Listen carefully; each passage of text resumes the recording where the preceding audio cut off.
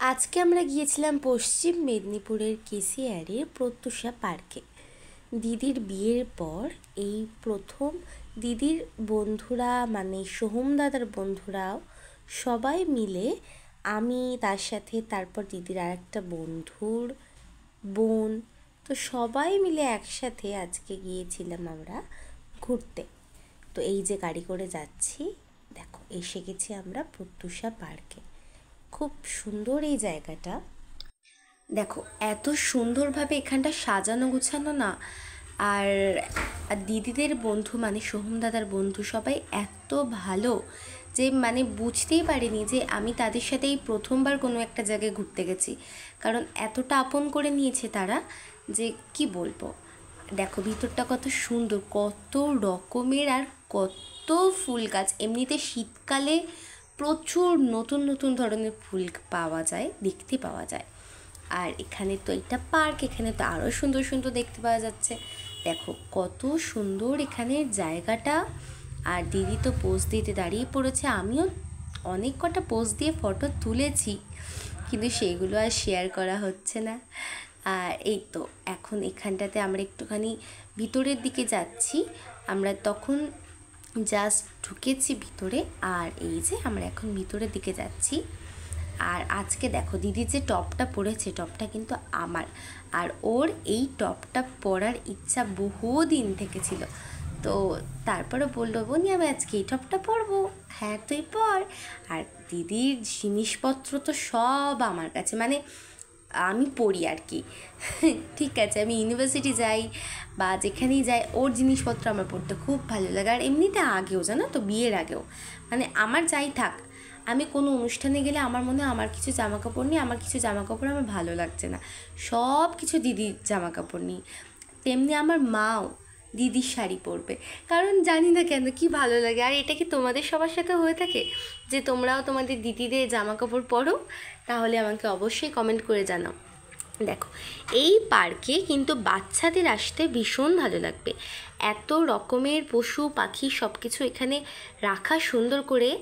দেখো এত সুন্দর সুন্দর সব কিছু এখানে, ছোটা ভীম, তারপর ডলফিন, আরও অনেক রকমের জিনিস আছে। আর এখানটাতে কিন্তু প্রচুর রকমের ভিডিওস করা যাবে সুন্দর করে। আর এই দেখো আজকে আমি পরেছি এই ড্রেসটা, কিন্তু আজকে আমি ভিডিওটা করতে পারিনি আমার নাচের জন্য। তার কারণ হচ্ছে এখানে মানে আমরা কোনো জায়গাতেই তো আর অনেকক্ষণ ধরে থাকতে পারছি না, আর ভিডিওর জন্য অন্তত একটু প্রিপারেশন দরকার।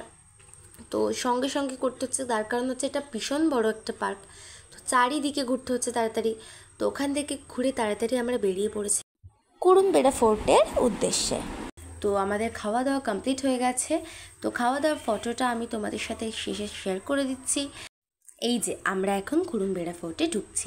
দেখো কত বড় আর কত সুন্দর, সত্যি আমাদের পৃথিবীতে, আমাদের ভারতবর্ষে এত সুন্দর সুন্দর জিনিস আছে যেগুলোতে আমরা যদি ভ্রমণ ঠিকঠাকভাবে করি তাহলে আমাদের গোটা বিশ্বকে ঘুরতে হবে এমন কোনো কথা নেই। আমার মনে হয় পার্সোনালি, এটা আমার মতামত। তার কারণ আমাদের ভারতবর্ষে এত সুন্দর সুন্দর জিনিস আছে যে কী বলব। এইখানে এসে আমার কিন্তু ভীষণভাবে ভিডিও করার ইচ্ছা হচ্ছিল, আর আমি চেয়েও ছিলাম একটু বেশ ভিডিও করবো, কিন্তু বললাম না যে তাড়াতাড়ি করতে হবে। আর ওখানে পার্কে আমাদের অনেকটা টাইম চলে গিয়েছিল, আর তারপরে খাওয়া দাওয়ার জায়গায় তো অনেকটা টাইম চলে গিয়েছিল, তার কারণ এতজনের খাবার রেডি করা ছিল না, তো সেটা বানাতে বানাতে তারপর সবাই মিলে একসাথে খেতে লেট হয়ে গিয়েছিল। তো এই ফোর্টটা বন্ধ হওয়ার কথা ছিল 5টায়, আর আমরা পৌঁছেছি 4:45 বা ওই 40 এরকম নাগাদ। তো কিছু করার নেই, আর তাড়াতাড়ি তো আমাদের তাড়াতাড়ি করে ঘুরতে হবে।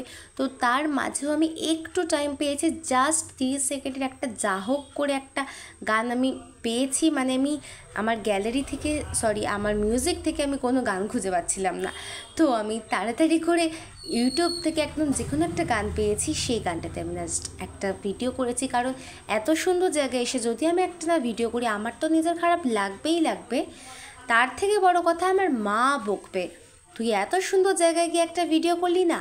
আমার ইচ্ছা ছিল এই জায়গাটা একটা ভিডিও করার, কিন্তু এই যে দেখো দিদি আর সোমদাদা তাড়াতাড়ি চল এমন করছে, কারণ সত্যিই তো তখন ওনারাই বলছেন যে তাড়াতাড়ি করো, বন্ধ করে দেবো। তো কিচ্ছু করার নেই, তাড়াতাড়ি করে আমাদের বেরোতেই হলো। তো ছুটে এসেছি এইখানে। দেখো এই যে এইটা ছিল শিবলিঙ্গ, কিন্তু এখানটাকে এখন ভেঙে দেওয়া হয়েছে। তো আমরা এখন বেরিয়ে পড়েছি ওখান থেকে। এই দেখো আমরা এখন যাচ্ছি আবার এই জায়গাটা থেকে। এখন আমরা চলে গেলাম কোলাঘাটে আমরা এখন যাচ্ছি শেরি পাঞ্জাবে। দেখো রাস্তাটা এতটা সুন্দর লাগছে রাত্রের দিকে, এত সুন্দর গান চলছে যে কি বলবো। এই তো আমরা এখন ঢুকে গেছি শেরি পাঞ্জাবের ভিতরে। দেখো আমি সত্যি বলতে কি শেরি পাঞ্জাবে আমি কোনো দিন যাইনি, ঠিক আছে, আমি ওর পাশ দিয়ে গেছি, কিন্তু ভিতরে আমি কোনো দিন ঢুকিনি। তার কারণে সেইভাবে আমার কোনো দিন সুযোগ হয়নি, সময় হয়নি, দুটো কারণেই আমি কোনো দিন ঢুকিনি। তো আজকেই এই প্রথমবার আমি ঢুকলাম শেরি পাঞ্জাবে।